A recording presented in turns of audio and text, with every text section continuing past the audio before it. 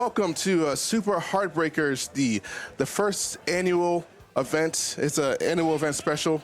I'm here at Waltz with Fatal Slug, and we're gonna bring you into the first match here, which is starting right now. Unless this is a button check. It looks serious though.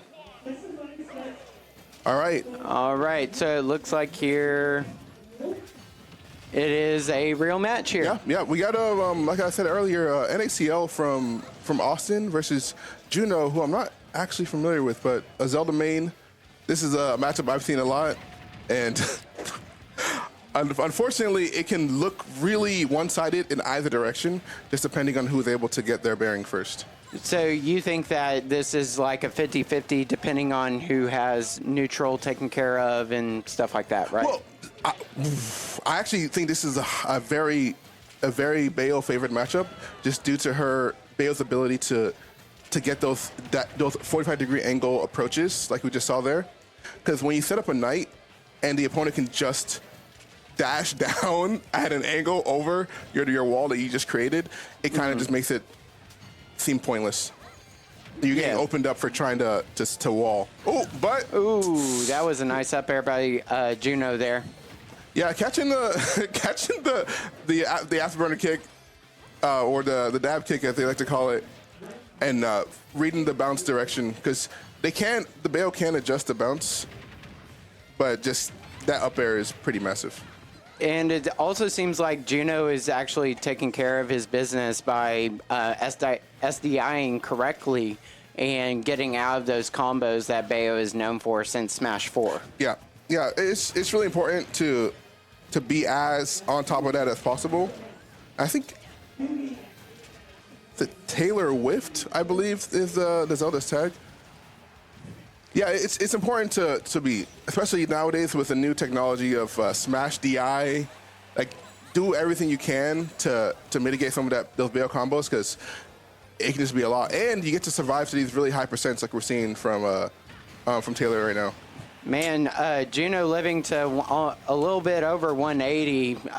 Salt was just having a lot of trouble getting that first stock, and now he's a little bit down, and now at 105% on his second stock.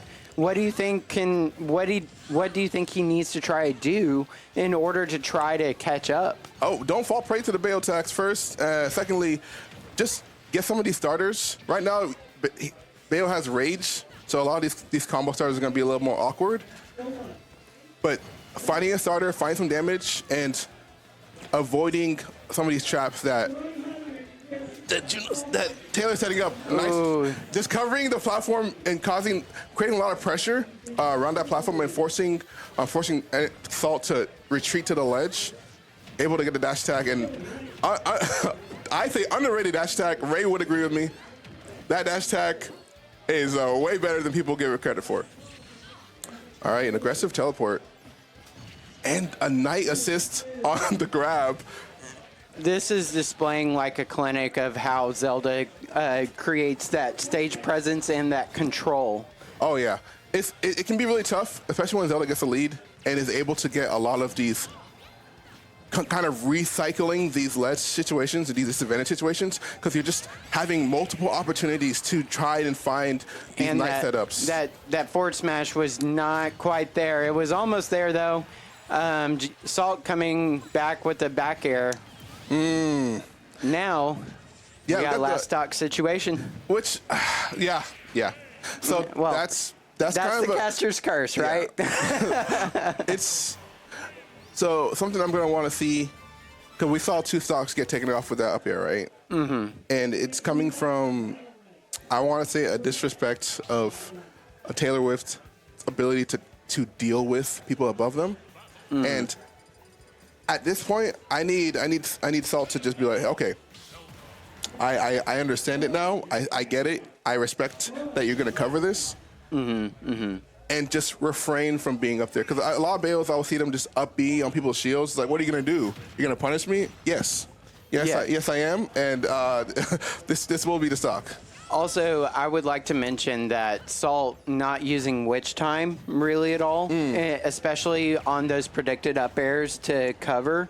that probably could have spelled the difference between the game is timing which time to stop the up airs from killing him off the top. Oh, yeah, absolutely. I feel like if you kind of get a read on how the opponents going to want to be aggressive, you can just start to do these call-outs, but it's so difficult when you're just your first encounter with someone and you're just having to basically roll the dice on, oh, are you going to swing?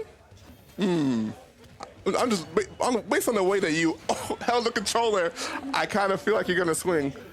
Well, also, you miss 100% of the shots you don't take. Oh, well, I mean, if you're me, you miss 100%.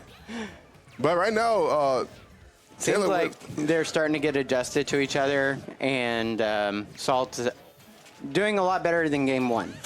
Ooh, just bare. Ooh, gonna rip the up B out of shield, catching us. NaCl doing the up tilts, which is relatively safe on shield, but Taylor Whiffed with a good reaction, able to get the punish. And now, looking okay, kind of have a little bit of room to work with. We saw Taylor lift into 180 before, but off the top. There we go. That's what we needed to see. Yeah, looking like Smash 4. That's what Bales need. That's what the buffs are for. If you don't mind me asking, why do you think Salt keeps going under the stage and stuff? Well, so when Zelda's respawning, well, any character respawning really, you have this period of time where you're stronger. You get a lot of revenge stocks that way, right? It's like I can't contest you physically. I have to avoid you. So to give them basically no recourse, you just sort of go beneath the stage so you can wait out their invincibility while you're down there. Ooh. And it's pretty effective. It can leave you open because obviously Zelda can set up a knight, and then you're trying to grab the ledge, and you're like, you put yourself out there. I didn't do this. So it's almost like a double-edged sword. It can be, yeah, but you have to. The opponent will need to capitalize on it in order to make you.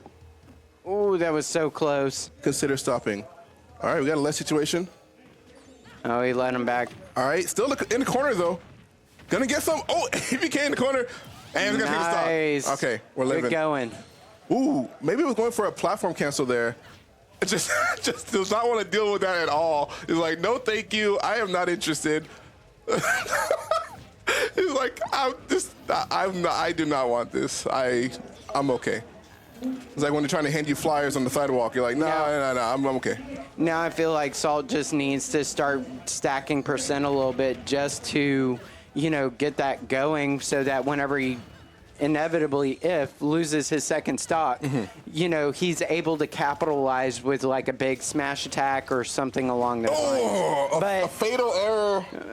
So got the B revert, the turnaround B bullet arts instead of which I'm assuming was an ABK or a side B, and just with the end lag on that is actually quite extensive, and just got Dins fired from across the stage, which, oof. But did get some percent, but it's quite even now. I'm surprised that also whenever Salt gets close enough, he's not utilizing his grab whenever Zelda shields. That's what I'm noticing too. It can be tricky. Bayo generally is not going to really want to grab. No, it's fake. This ain't Smash 4. Come on now, relax. But Bayo doesn't get that much off the grab, so usually you only see the grabs if the opponent is really forcing shield in a lot of situations. Again, gonna get caught doing the neutral B, and you're fine because Bayo can just recover, but you are in a bad place. You're not in the best place right now. Okay, the Knight setup, just gonna do Knight Raw and wait for an option. Salt does not give anything for free. Still playing a very good defense, very tight neutral. Looking for the ledge trap. The grab comes out. There we go. Kind of recognizing the situation, looking for something. The forward throw. See, there we go. Like I was talking about, utilize those throws. You're seeing Zelda shield every time that you get close. And now it's time to execute the conditioning that you've been doing for Zelda. No, absolutely, especially in those higher percents. You just, now, if I throw you, it kind of matters. Now you're off stage, and forward throw, as we just saw, just outright killed. And they're worried about getting hit with something lethal, so the shield is going to be more of a desirable option.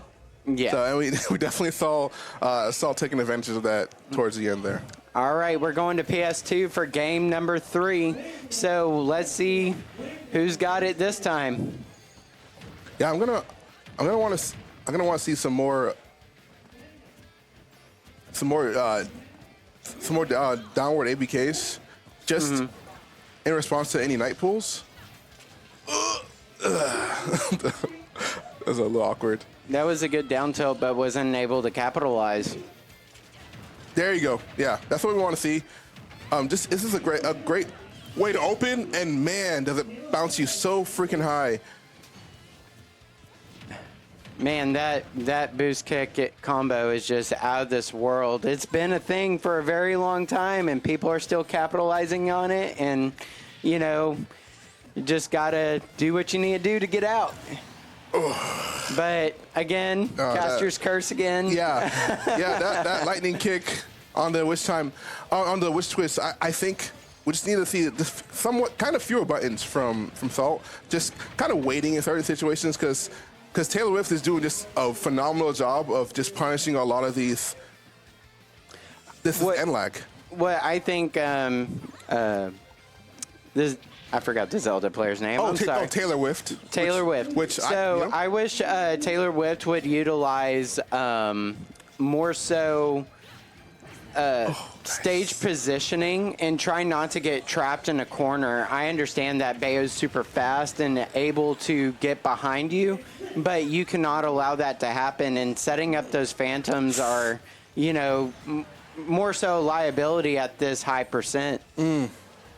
Yeah, definitely like holding center stage, just having some stage presence versus trying to create space, which down throw? Forward throw. Oh, I mean, down throw kills eventually. I don't know if it would have killed there, but we got to go find out. Oh, and back air. Back air does it. Okay. All right. All right, last stock for Taylor Whiffed. Let's see if he can pull it out. Yeah, it could be. You just never know. You just never know. I've seen Zelda stocks. They can just be devastating, and you're like, wow. Well, why did I think? Anytime I see Ray down, I'm always like, all right, well, hold on. Let's just wait a second, because you get like three good hits, one good night setup, and it's like, wait a minute, that whole stock was in like 7 seconds of span of time. Oh no! But, here we go. Not quite high enough, but a good amount of damage. Now Zelda's utilizing the grabs whenever they get close, but